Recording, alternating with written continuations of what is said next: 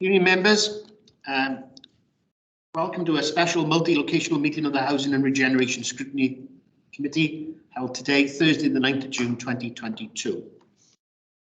This meeting will be recorded and made available to view via the Council's website, except for discussions involving confidential or exempt items. Therefore, the images, audio of all those individuals speaking will be publicly available to all via the recording on the Council website at www.philly.gov.uk.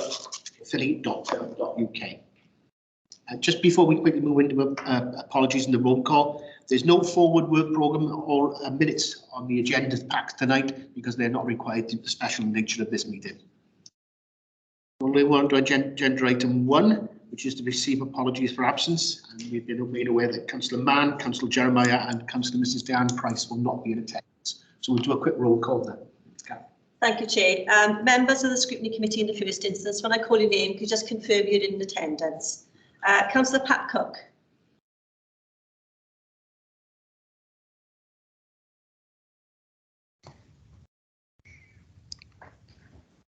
She was. I'll come back to Pat. Councillor Donna Cushion. Present. Councillor Reid. Yes, present. Councillor Christine Forehead. Present. Councillor Hussey. Present. Councillor McConnell. Present. Councillor Owen. Present, Kath. Councillor Phipps. Present. Councillor Judith Pritchard. Emma. Councillor Whitcomb. Present. Councillor Shane Williams. Present. Councillor Walter Williams. Present. Councillor Jill Winslade. Present. And the Cabinet members, Councillor Shane Cook. Present. Councillor James Pritchard. Present. Councillor Philippa Leonard. Present. And Councillor Elaine Forehead. Present. Thank you.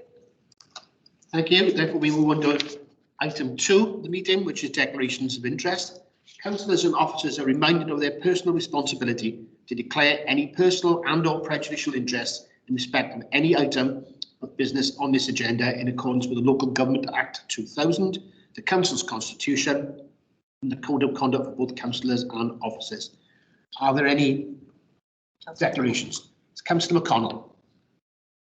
Thank you, Chair. I'd like to declare an interest for item 5 due to being a council tenant. Is that personal or prejudicial? Was that personal or prejudicial? What do you mean? Is it because you're a council tenant, or do you have a prejudicial interest in the report? No, it's because I'm a council tenant. And for item, which item? 5. That's okay. You can take part in. Thanks. Councillor Cushing. Thanks, Chair. Actually, I think I'm going to have to declare an interest in all items on the agenda tonight, personal and prejudicial, because I own a property in the in Caerphilly County Borough Council, and I think the things will affect, you know, basically because I'm a private landlord. So you feel you can't take part in the discussions on any of the items then? Well, no, I don't think I can unless legal can advise to the contrary. I would say, Councillor Cushion, it's obviously it's a matter for you. If you feel that the items under discussion, particularly the ones that are going on for recommendations, that you might be perceived to have a prejudicial interest, you should declare that. But it is a matter for yourself. Well, I am declaring a prejudicial interest because obviously if there's anything to the contrary, really, what I would want, you know, I think it's I should declare as a prejudicial interest in all items. In that case, Councillor Cushion, you would probably have to leave before we start the debate then. That's okay. I'll withdraw from the meeting now. Thank you. Thank you, Councillor Cushing. Councillor Pritchard, Judith Pritchard, you had your hand up. Yeah, I'm not sure whether I need to declare an interest or not. I am a landlord, but the property that I own is in Cardiff. I don't think you have to declare an interest in that, Councillor Pritchard. Thanks very much then. So we move on to agenda item 3, which is the enforcement and compliance of the minimum energy efficiency standards in private domestic properties. And the acronym for that is MEES procedure. And I believe Councillor Shencock, you were going to take us through on the first instance. Yeah, thanks, Chair. The Energy Efficiency Regulation 2015 sets out the legal obligation for landlords to provide energy performance certificates of E or above to existing new and prospective tenants in most rented homes unless they're exempt. The regulations impose a minimum energy efficiency standard to help reduce fuel poverty and carbon emissions. A landlord could be liable to a penalty notice if a property is privately rented, either does not have a current EPC, or the EPC is rated energy bands F or G. Caerphilly Council, following a successful application for funding, was awarded 60,000, and with this money, work has been ongoing to identify private rented properties with no EPC or with an EPC of F and G. A large proportion of landlords have already engaged and or taken required action without the need to take enforcement action. There are also several third-party companies that offer financial support for private sector landlords to help improve the energy efficiency of their rented property, such as the LA ECO Flex, Nest Wales, Rent Smart Wales, Warm Homes funding. The regulation also has a financial cap that only requires landlords to spend a maximum of $3,500 to improve the property. Enforcement action is always a last resort. However, where the landlord fails to engage and ensure compliance informally, officers unauthorised under the MEES regulation must have the authority to serve penalty notices to ensure compliance. Adopting the enforcement protocol will improve the energy efficiency of private rented sector housing, whilst ensuring landlords comply with legal obligation under the MEES regulation. The authority is committed to reducing fuel poverty by making homes more energy efficient within the corporate plan wellbeing objectives. Ensuring compliance with the MEES regulation will have a direct impact on addressing the condition and sustainability of homes throughout the county borough and providing advice, assistance or support to help improve people's well-being. Thank you.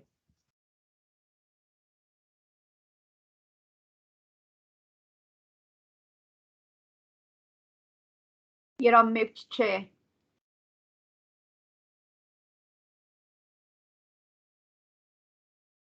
You're on mute, Chair.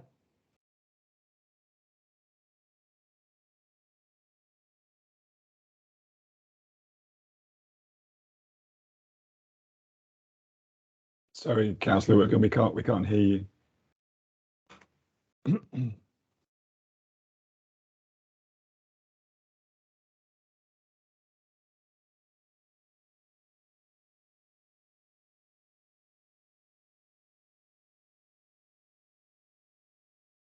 Can I just take this opportunity while we're waiting to add a few words to Councillor Cook's introduction, if that would be okay?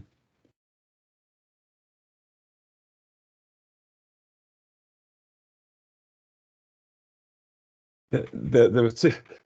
We'll do it in sign language. There's two key main points for me, as are articulated in the paper. I'm sure that everyone's read, but just to pull out a couple of examples. There's a dual purpose here. The first being impact on the environment and improving the energy rating of all private rented stock is extremely important. We've got a climate crisis, and we absolutely need to address that. And every tool that we've got in the box, we need to try and address that. And then the second purpose, which I believe is probably more important purpose, is impact on the fuel crisis that's currently ongoing. And I'll just pull out one fact that's in the paper, which you may have read.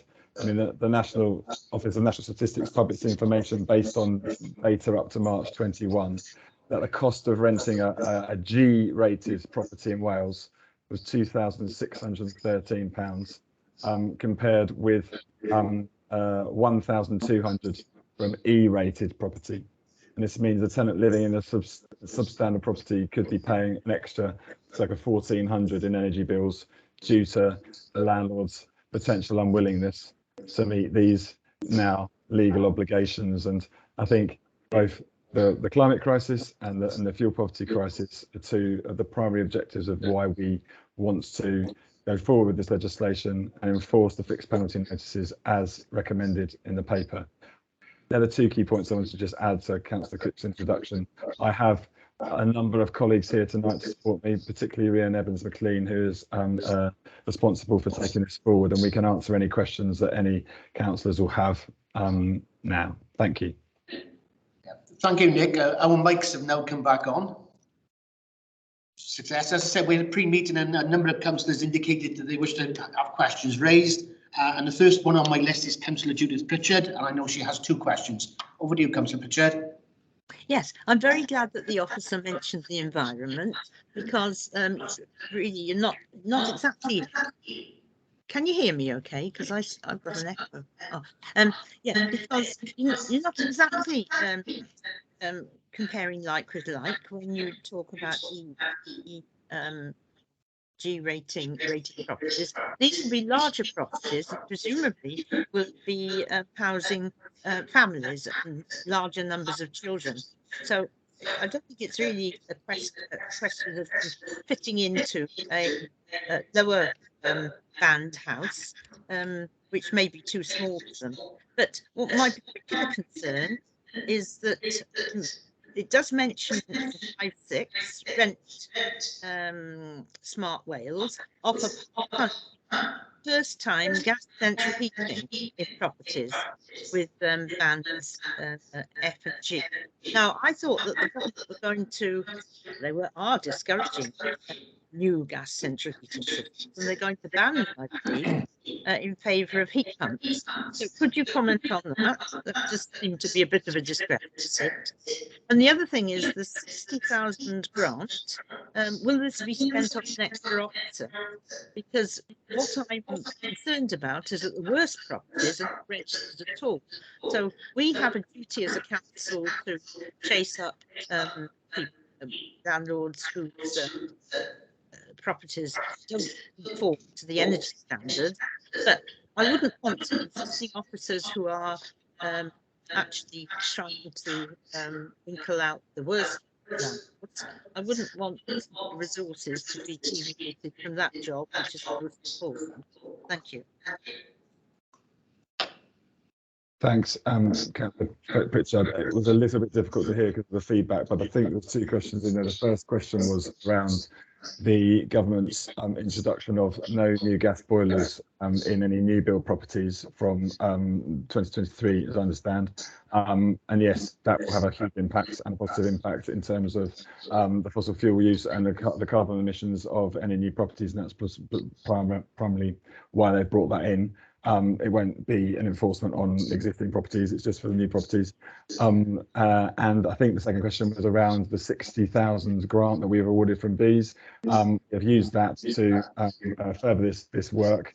It is a finite amount of resource, but I'm in the process of agreeing additional resource to come from our reserves and funding that is available to us within Caerphilly Homes to further the work of this team, because we really do want to make sure that the work that we've started we can finish and make sure we really do have a true impact on a lot of the poor rated properties across the council. I don't know if Fiona, you've got your hand up, or Rian, you want to add anything to that? Fiona? Yeah, just to add, I know Councillor Pritchard made reference to the properties and the presumption, which is quite a common presumption, that if the property is a G, that it's a larger property, but any property could be a band G depending on its construction type and energy efficiency provisions. So small and large properties could be a G, including a small terraced home, particularly, for example, those that have had a lack of installation measures. Traditional terraced homes can be some of the lowest category. So it's not actually linked to the size of the home. It's more to do with the construction and improvements that have been carried out to it. Thank you, Fiona. And the next question on the list I've got is from Councillor Walker Williams. Thank you, Chair. Looking at 2.6, it says the regulation also has a financial cap and only requires landlords to spend a maximum of 3,500. Well, the way the building materials have gone up now, that's not going to cover a lot of work, is it? And then they're exempt from any penalties. And also it says in the background, let's see if I can find it.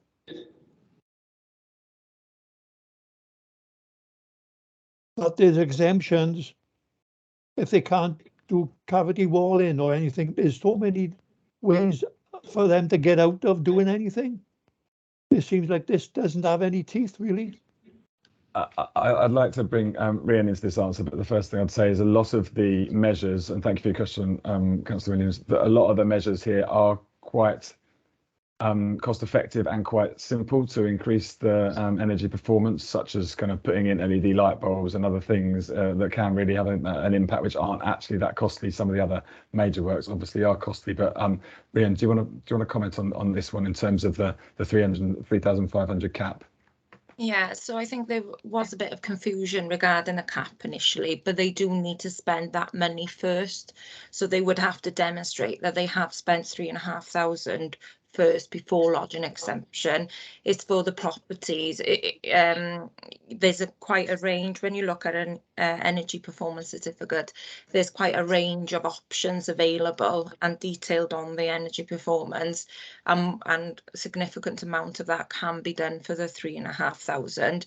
There's also other means, so such as we always encourage landlords to use the grants to top up their 3,500 to do the larger schemes.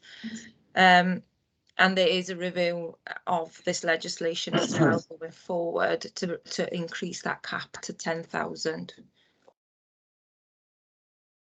Okay, thank you. Councillor Bob Owen.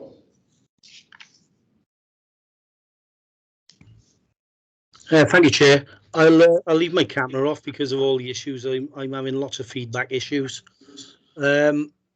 Apologies, I couldn't make the pre-meeting as I'm normally travelling on that nasty bit of road down the M4, as you know. Yeah, as regards to the obviously this is government legislation and that's fine, and I'm with it all the way, 100%. But what I've been looking at in reading into this report is the fact that the government are saying that all councils need to do what they need to do, which is fine. We've obviously got 22 unitary authorities, and we'll probably all have a different policy in terms of which I believe Rhian has written now as the which is fine, the Appendix 1. But I have had a little look at this myself in terms of, well, what are other people doing? So I just did a bit of a Google search, and although we're saying the same as everybody else, and with the maximum penalties, etc., I noticed that one authority are talking about a staged approach. So when we do come to enforcement, they're talking about culpability, potential for harm, severity of risk, and obviously proportional penalties in relation, and they actually put tables in there in their policies. So instead of the Welsh Government just saying, well, we need to do it, follow these guidelines and give us all a policy that we can all follow, we're obviously going to have many different approaches right across Wales. So my question is really, we don't talk about staged approach, and we don't talk about the means of the defendant is mentioned in one policy as well. Of course, if people are not doing what they should, we need to enforce, but we need to enforce accordingly, because even although they're landlords, it's the same as tenants. If you can't pay, landlords sometimes it's to keep properties in good condition. So I was wondering if we could look into that and add a bit of an additional meat to the policy. Thank you, Councillor. Well, it's obviously Nick's going to take that one. And I'll bring Rhian in as well to answer. But I mean, we have been talking to some of our peers. I'm not sure there's that many of the other our peer local authorities that actually brought this in yet. I think there's only a handful, maybe 4 or 5, and Rhian can confirm that.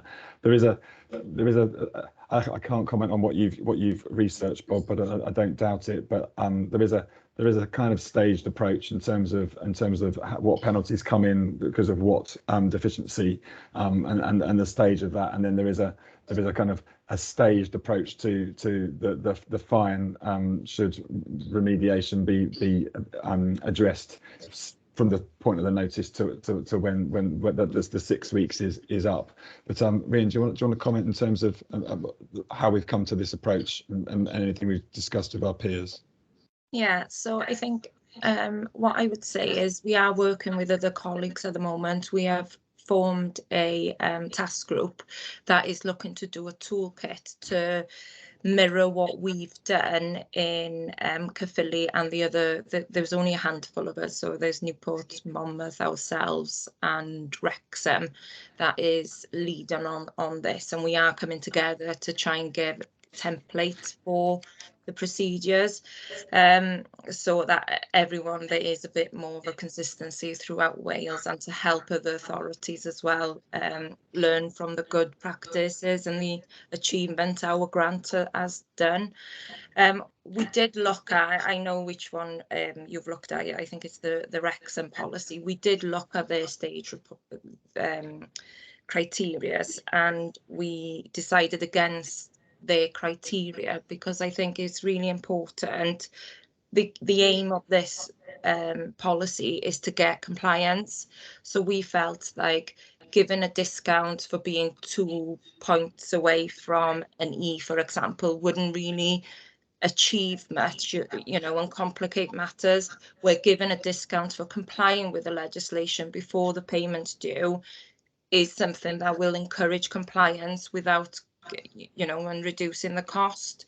I think as well that this is a last resort. We have been writing to the landlords, you know, there's 3 letters that we write, and there's a compliance notice after that. So landlords are given every opportunity, advice and guidance to comply with the legislation before the penalty.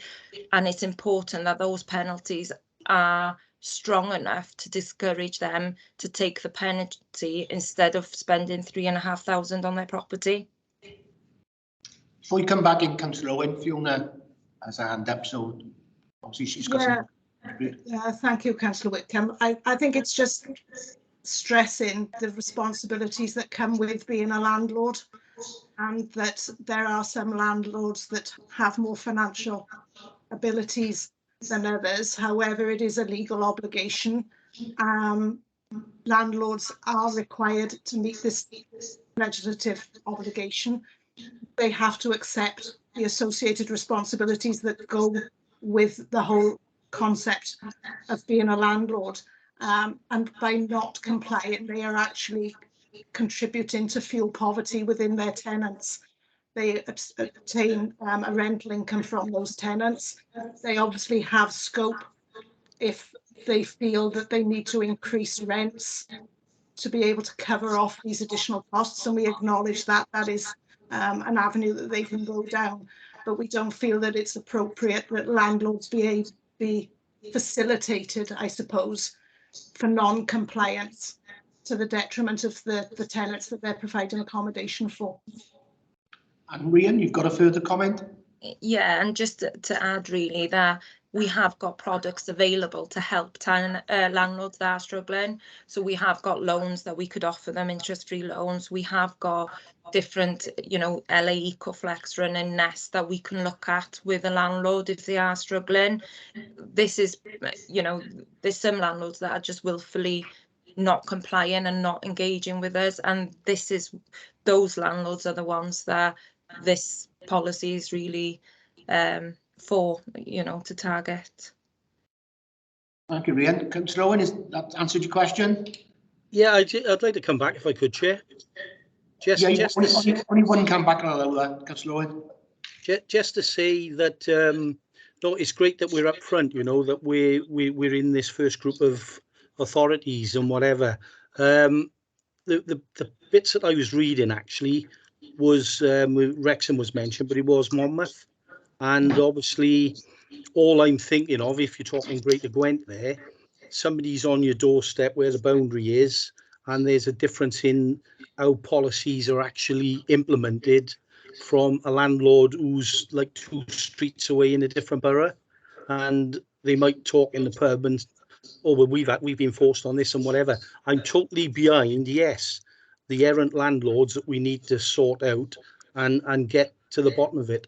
But if there is sometimes there could be real and genuine reasons why we wouldn't go to the top end maximum, then that's all I'm saying, you know. Okay. Yeah, thank you, Councillor Owen. Can you take your hand down, please, Councillor Owen?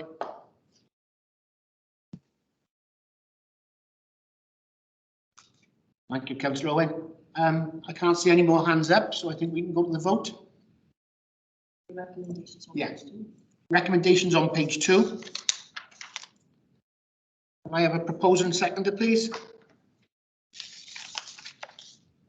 I'll move it, Chair. Thank you, Councillor Phipps. Second, Chair.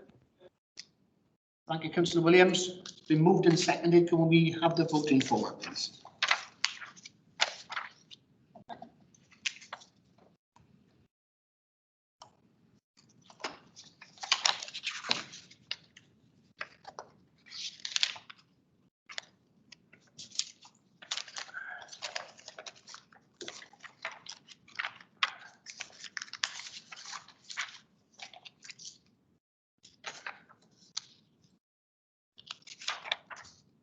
That's unanimous, Chair. Thank you very much. That vote is unanimous. So we move now to agenda item 4. And again, Councillor Shane Cook has taken us through this.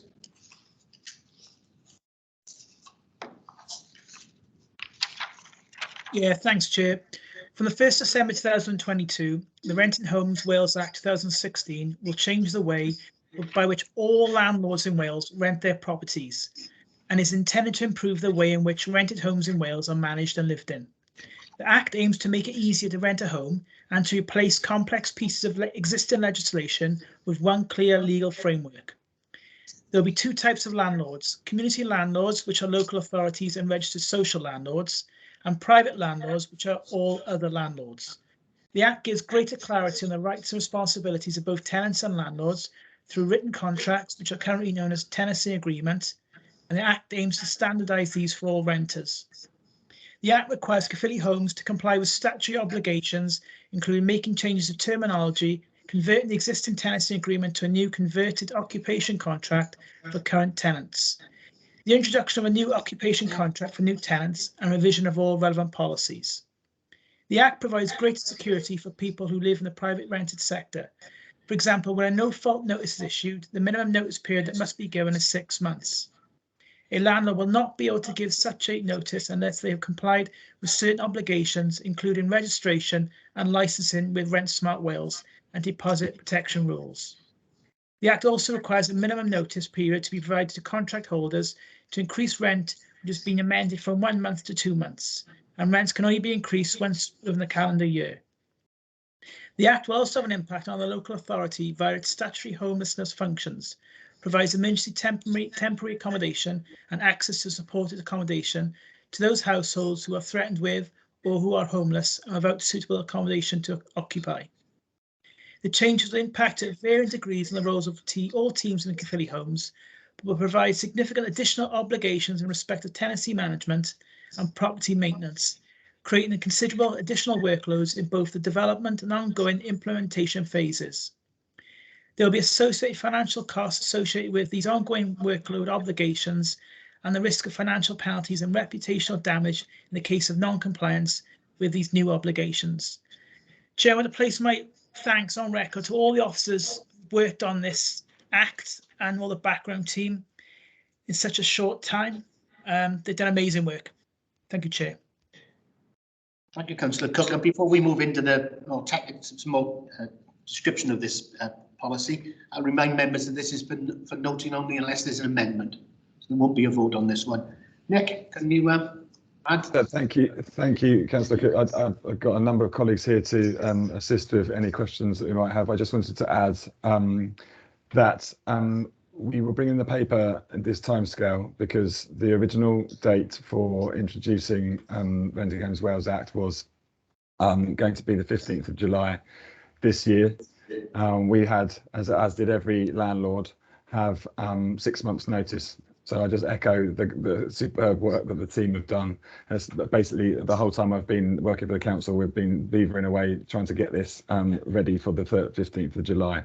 Last week, I think this has been in the press this week, we received notification from Welsh Government that they have delayed the introduction of this until the 1st of December this year, which is a breather sigh of relief across all landlords across Wales, I think, as this was brought in quite quickly. And equally, Welsh Government haven't provided some of the guidance which they said that they would have done by the time to implement this. This enables us to spend more time on some of our background procedures, guidance, policies that we'll need to make sure that we can introduce this appropriately and efficiently. But we felt that it's still necessary to bring this through to you today and equally to bring it through to Cabinet in July on the 13th, as is in the paper. I'd just like to echo one particular point that Councillor Cook has raised. This does place, well, 2 points actually. The policy puts a lot more, is in favour of the tenants, and I think to a large extent that is a positive move from Welsh Government.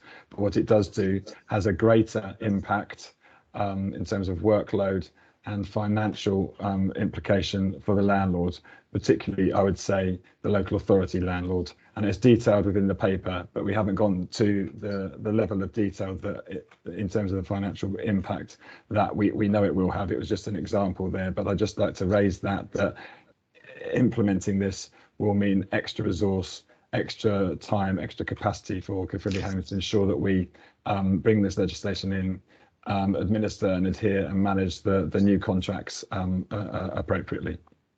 That's all I really wanted to raise, and I can take questions across the team now.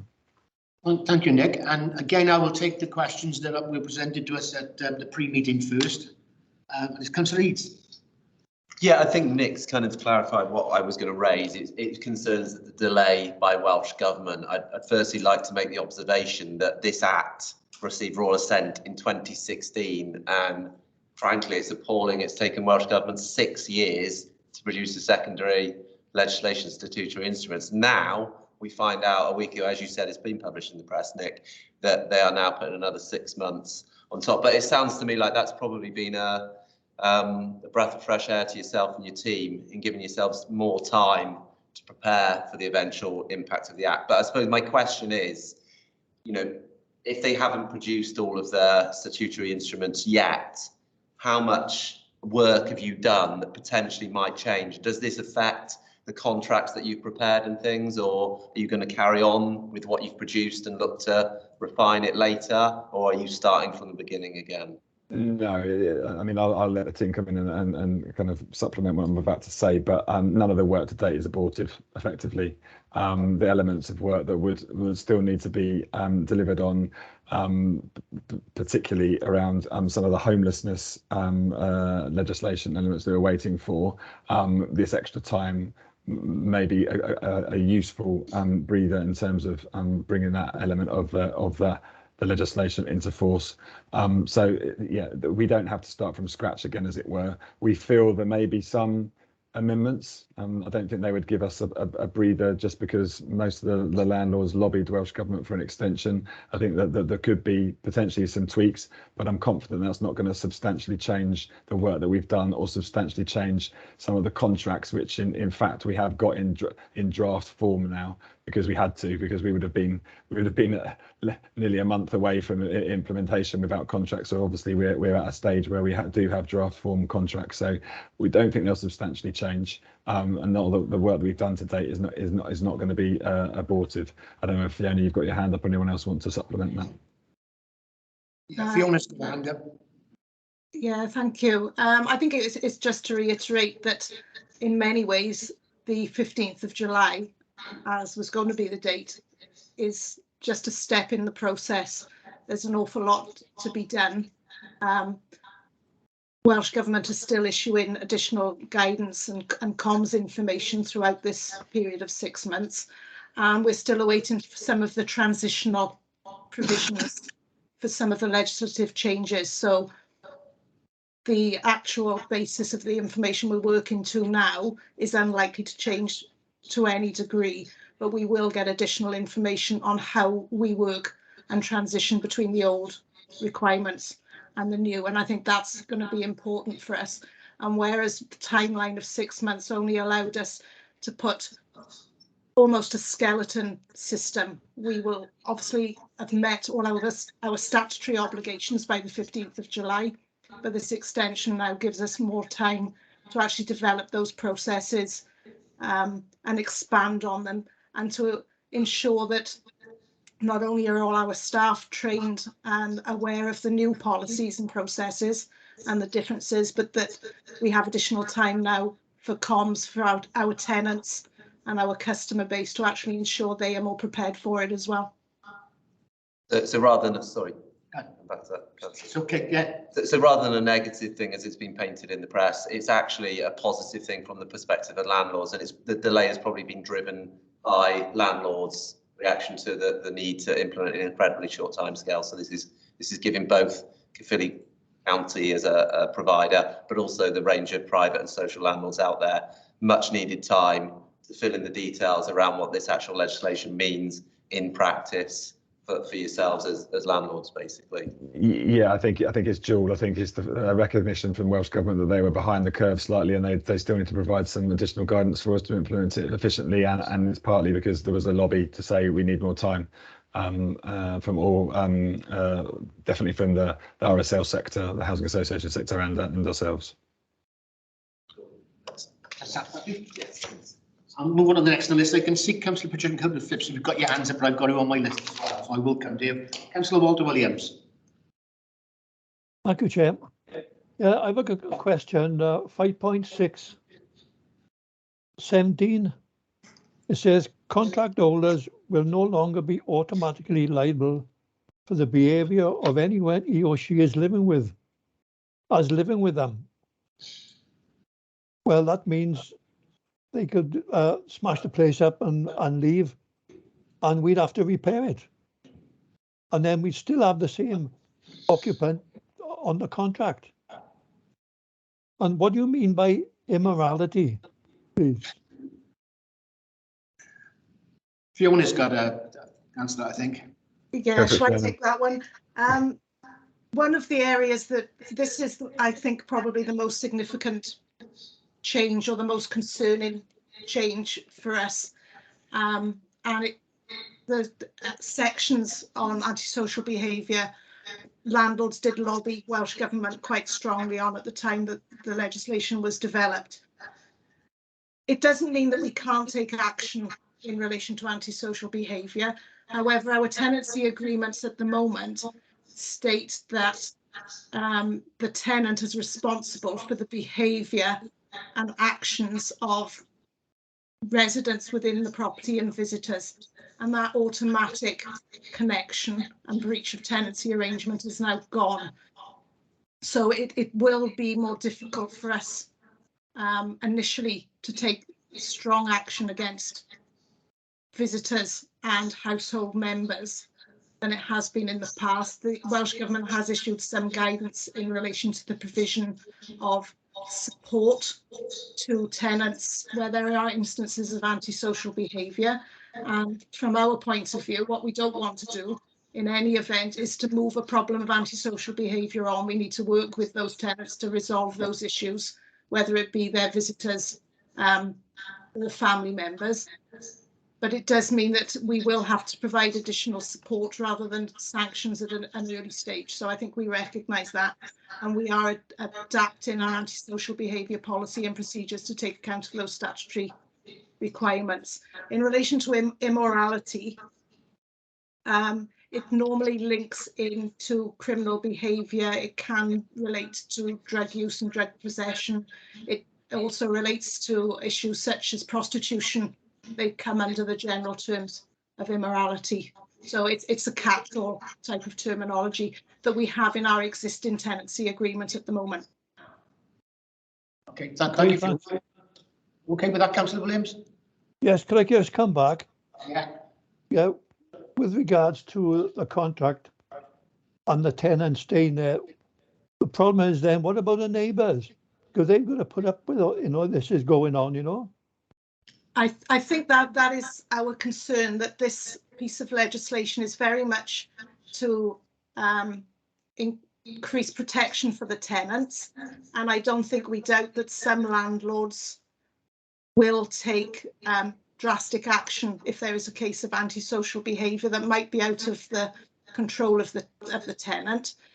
But as you say, we are also concerned about the impact of the behaviour of the tenants, visitors and household members on their neighbours. And this is why we think it's important that we do still have strong antisocial behaviour policies and procedures.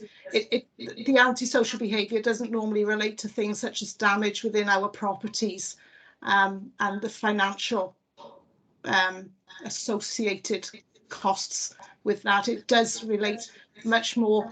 Our antisocial behaviour primary issues tend to be noise, harassment and criminal activity, drug use, that type of thing, rather than damage. It can relate to domestic abuse situations, and obviously there's the need to protect the tenant sometimes in those cases as well. So that there are a full range, but we recognise the impact on neighbours and our need to still take action.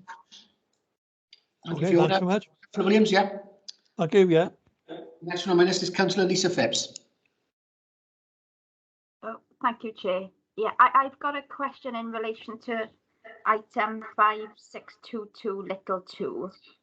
It says the landlord can temporarily exclude a contract holder from the dwelling for up to 48 hours. And my question is, do we need to provide alternative accommodation during that time, please? Nick or someone? Fiona, are you able to, or Julie, are you able to take that?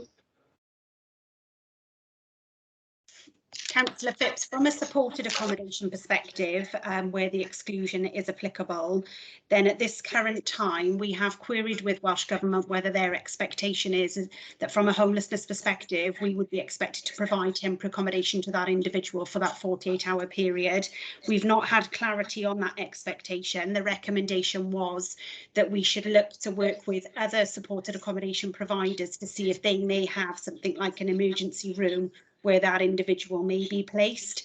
We have, as 22 local authorities, gone back to Welsh Government to seek and request further guidance and clarification for when the Act is introduced, so that we are clear as homelessness services on what our responsibilities would be.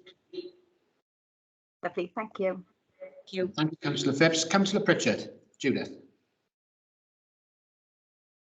Thanks. This is 5615. Can you hear me? Yeah. 5615, and it's about the improved succession rights, priority and reserve successors, and then other family spouses and other family members, and then the reserved succession rights for carers. I wondered what kind of eligibility criteria there are, because a council house, certainly in some areas, is a very prized possession, and family members or carers will naturally sometimes be very keen on succeeding to the house. But that means that you may get a single person, a son, for instance, in a 3-bedroomed house, when it could have been used for a family. So I'm just wondering how we're going to define what the eligibility criteria are going to be, as who is eligible for taking over from a person who's deceased, and also how you're going to define carers. There are quite a lot of people who get the carers allowance but don't actually, they're not sort of full-time carers, because I believe Welsh Government's definition of a carer is pretty vague. So have you got any information about that, please? Nick? I think it's pretty well, there are some, I would say, some perverse impacts of some of the legislation in terms of maybe could be perceived as some under-occupancy due to the improved the changed succession rights. And they say improved succession rights, I guess they are improved for the tenant and the contract holder. But I think some of the criteria is pretty well laid out in the legislation. But Fiona, do you want to supplement that, please? Yeah, I can do. The guidance for who qualifies as a priority or as a successor is defined within the legislation. That there are quite relatively clear points on that. And a reserve successor, there aren't the same entitlements for a reserve successor as for the first successor. So the majority of successions we anticipate will still be to family members. However, whereas at the moment there is only one right to succession, there will be two rights to succession. So the first right to succession would be normally to a family member. If there is no family member, then you could go immediately to a reserve successor. But if the first successor is a family member, then the second one would normally be the family member as well. So essentially what it's doing is enabling a council property to remain within one family for an additional generation, which there are obviously concerns because of the level of housing need that we have at the moment, unmet need. It's likely to impact on the number of allocations we're going to be able to make each year, because these properties will remain within a household for an additional generation.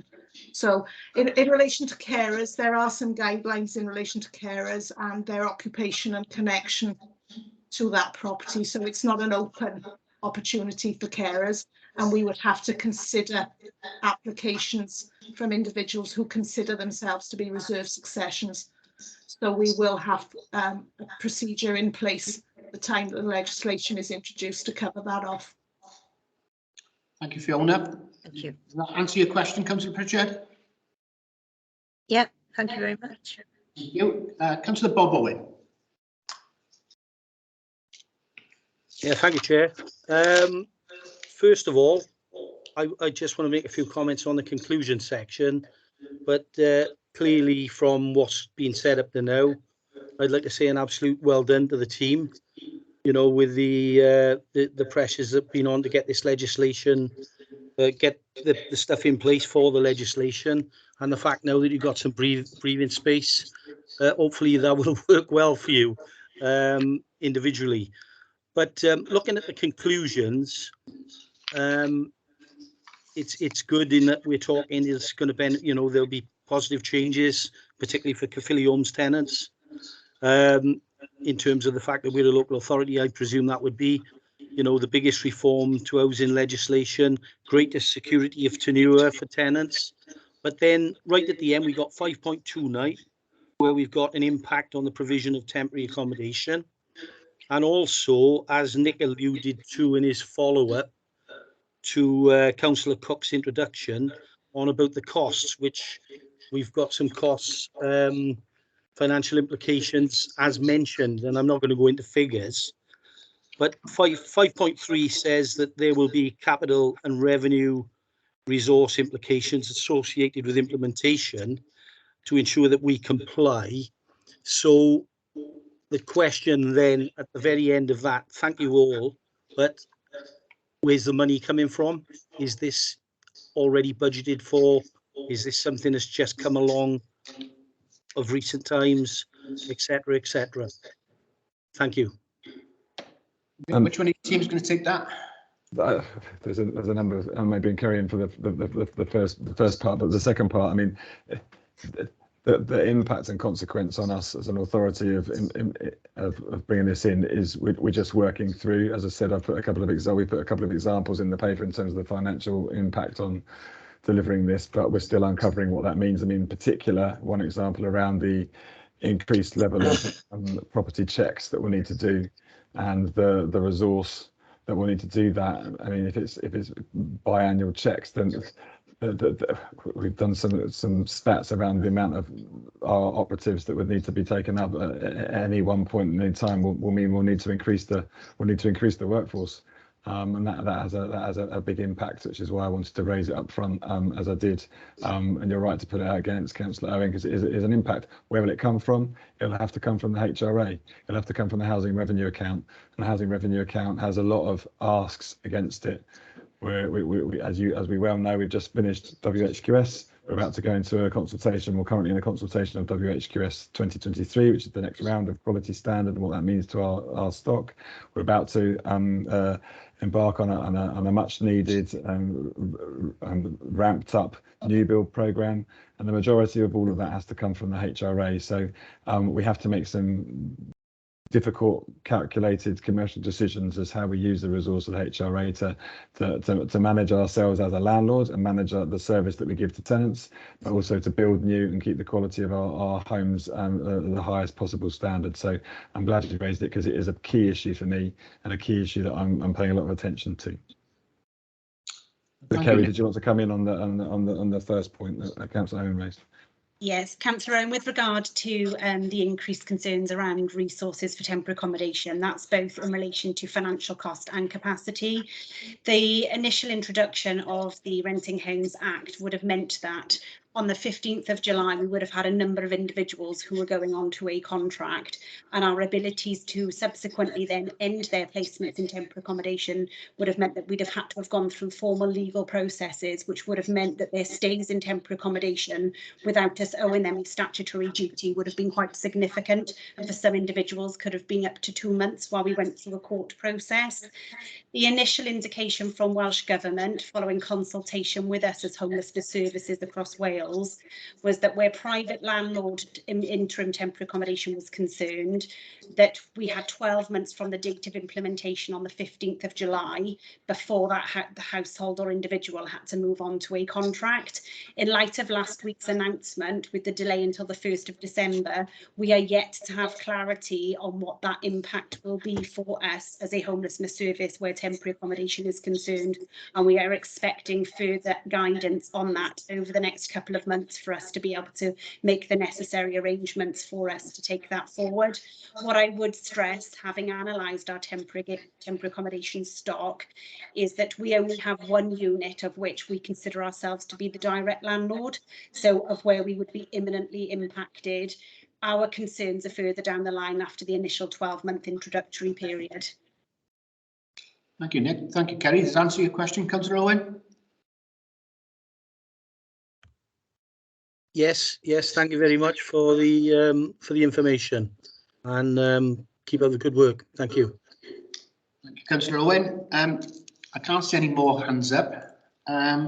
Just remind the recommendations on page 16 of your packs at 3.1, and it's the contents of this report are noted and discussed by the Housing and Regeneration Scrutiny Committee, and that any amendments or clarifications are raised in advance of the Cabinet meeting on the 13th of July 2022. I think we've had a good broad range of questions, and the Cabinet member for Housing is present here, and I'm sure myself and himself can feed stuff back to Cabinet for you. Thank you very much. We now move on to agenda item number 5, Housing Revenue Account Rent Policy Review. And again, this comes to Shane Cook.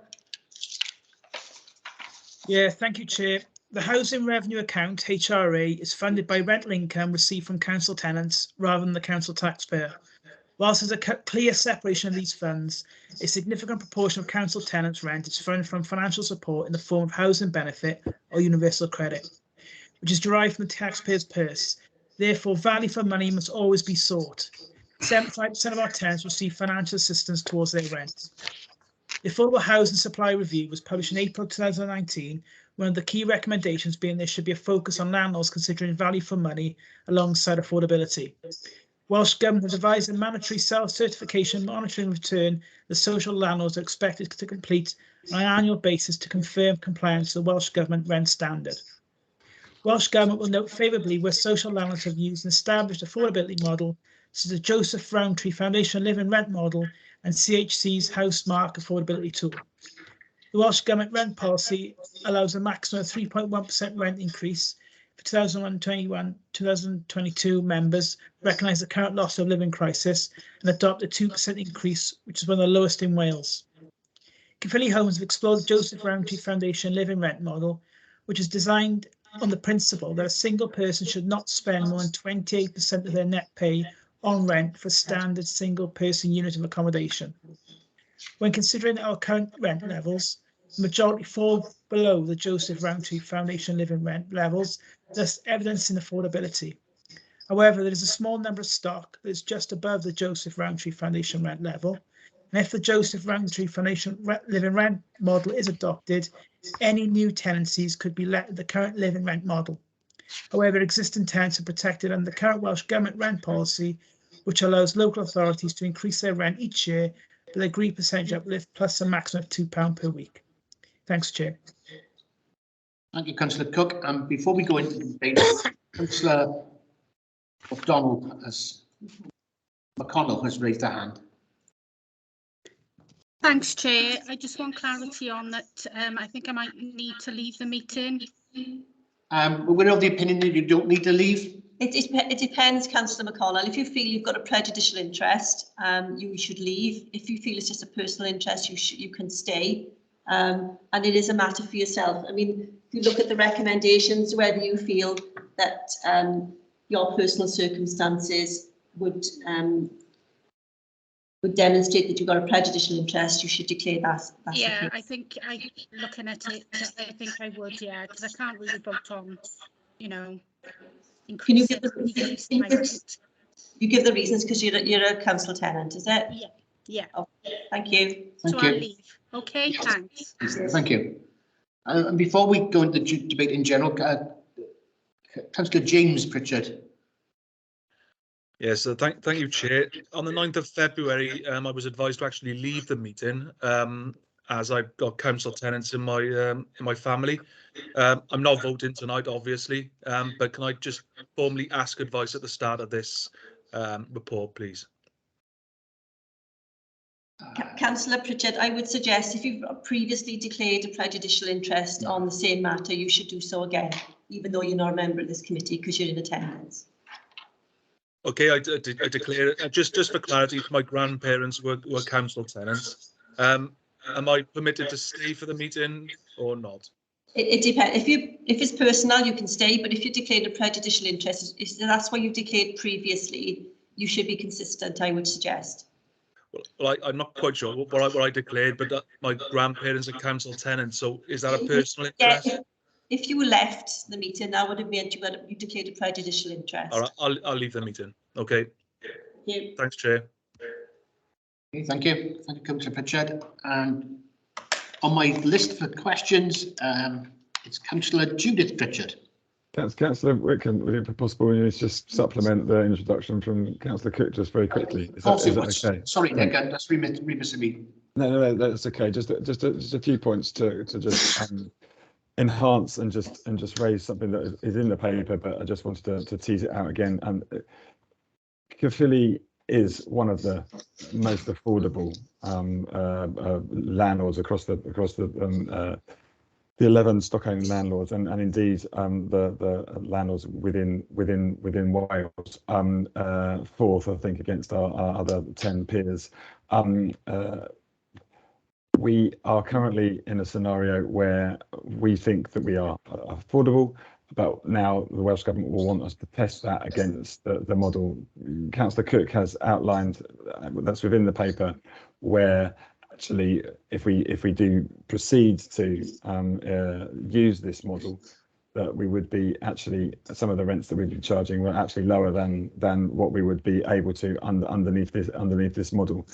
The comments in the previous paper regarding the strain on the housing revenue account are important and linked to this paper, that although this isn't the paper that we will present annually around rent increases, this is a prelude to that in terms of, if we do go to this model in terms of affordability, it does demonstrate that we would still be maintaining a very affordable rent for our residents, our council tenants, contract holders, and still be affordable in the eyes of Welsh Government and still be affordable against our peers. And I think it's circa an additional £2 million revenue per annum that we would be able to generate. This is in the context of inflation reaching record levels. This is in the contrast of the cost to the housing revenue account being impacted exponentially, and I can't believe that Welsh Government will ever go near inflation as in terms of a cost increase.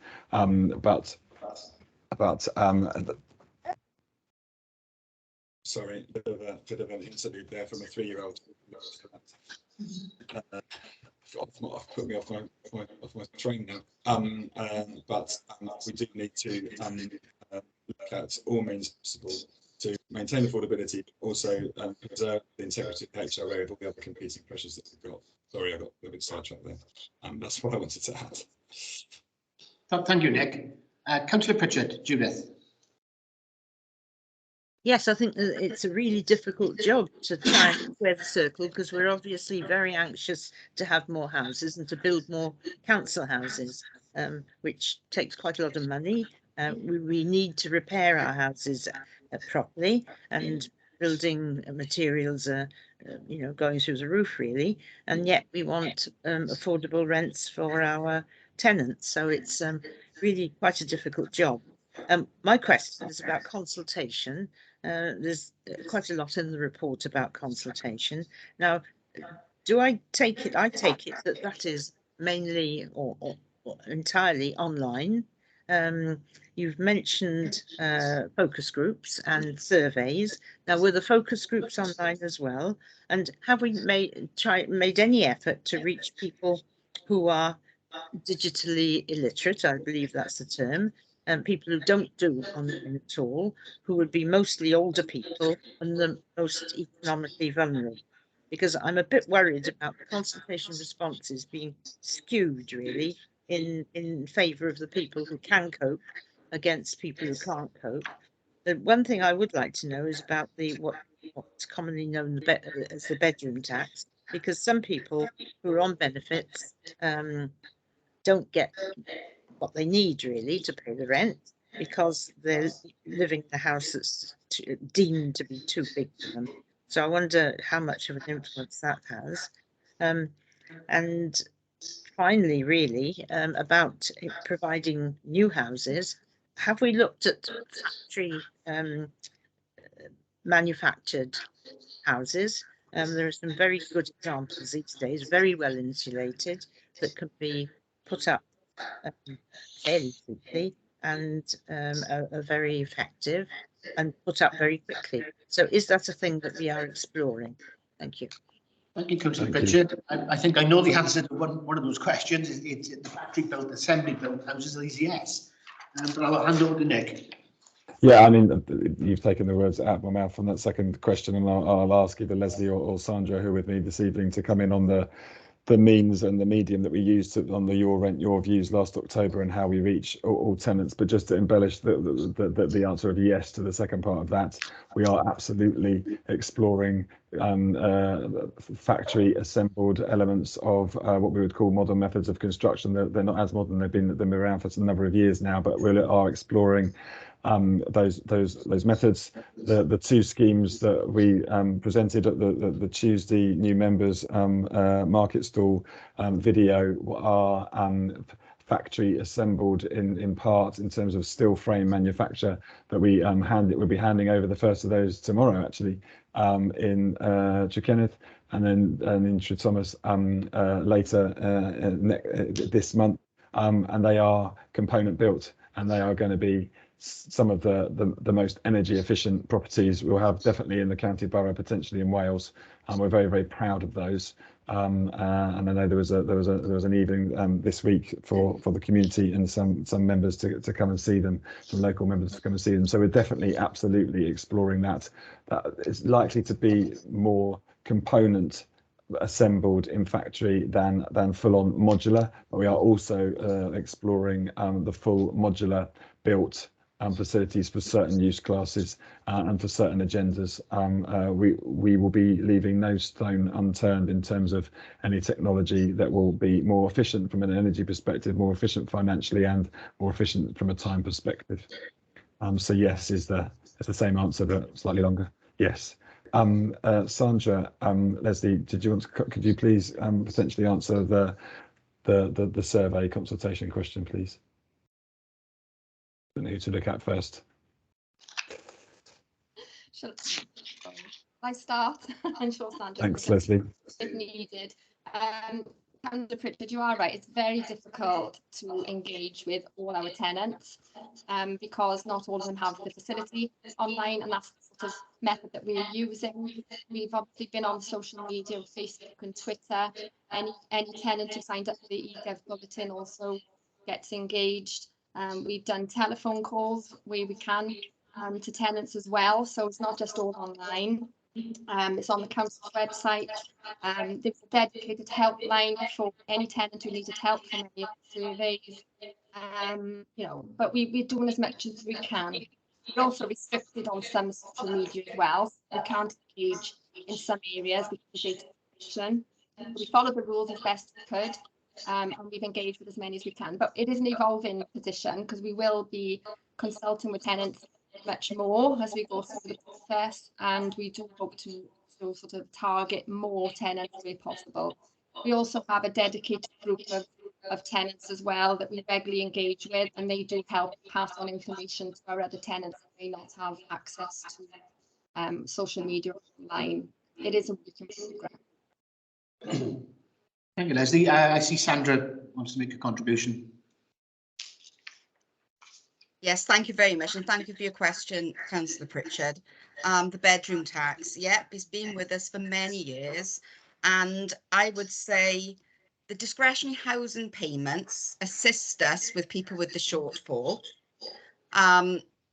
Last year, £720,000 was spent to help people with the shortfall. The central government decided this year to reduce that to £340,000, which was a big worry for our team.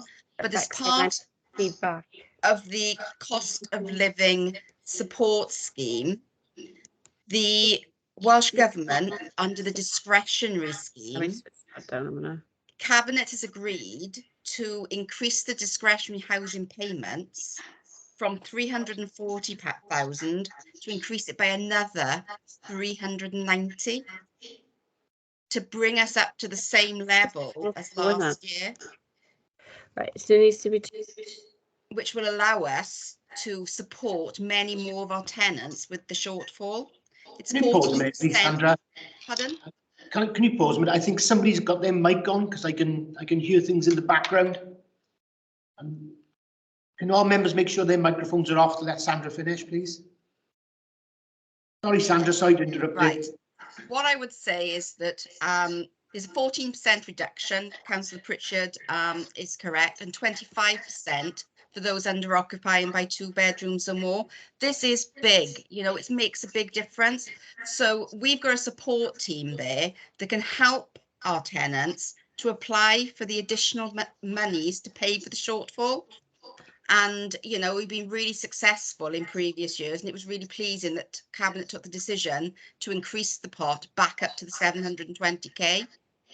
So, you know, we are offering the support to help with the shortfall. Thank you. Thank you, Sandra. Thank you, Nick. Is that answered your question, Councillor Pritchard? Yes, thanks very much. Thank you very much. I can see no other hands up. So I'll remind you that the recommendations are on page 28 of your packs. And they are 3.1, 3.2, 3.3 and 3.4. Do I have someone who's prepared to move and second the report? I'll move that, Chair. That's Councillor Hussey. Do we have a seconder? Seconder, Chair. Councillor Walter Williams. So this is going to be voted on via forms. A ballot will appear on the screens and you can ask to either click on either for, against or abstain. The vote is now open.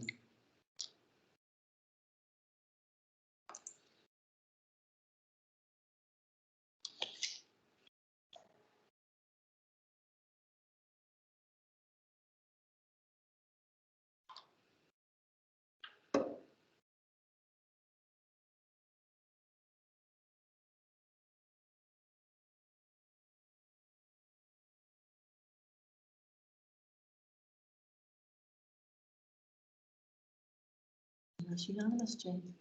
And the vote is unanimous. And that is the last item on the agenda for this evening's meeting. So I can wish you all a very good night. And anybody who's got a dog is going to get wet. So there we are tonight. So I'll now close the meeting. Could you stop the recording, please? Thank you, members. Thank you, officers. Thanks for